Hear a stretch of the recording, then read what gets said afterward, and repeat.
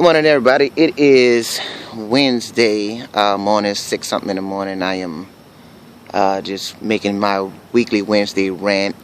I've been talking about startups lately, and a lot of people want to understand what is a startup. Well, a startup business, I would define it as a company that has not tested and proven its business model. And what I mean by that, there's interlocking blocks of a business model, 9 to be exact, if I'm not mistaken, that every time you do something to the business model, write up a new part for the business model or create something different in the business model, those blocks interlock with each other, so they constantly change each other. So when you change one thing, another thing shifts. If you change the customer segmentation, then the marketing shifts. If you change the customer segmentation, the value proposition may change.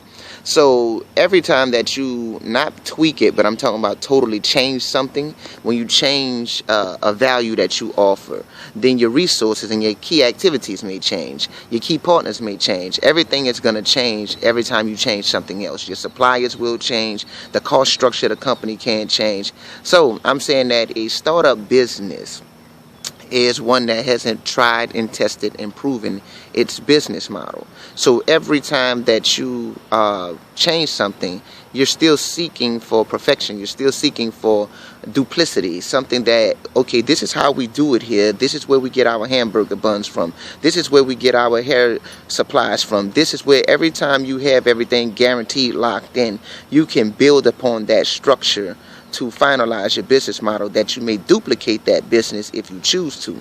But if you constantly are changing, evolving, or revolving around something and then it moves, such as yourself, and what I mean by that is if you're a tattoo artist, a hairstylist, if you're a chef or anything like that, and every skill set revolves around how you feel and how you think, what age bracket of a customer, what type of event you want to give, what type of style you want to design.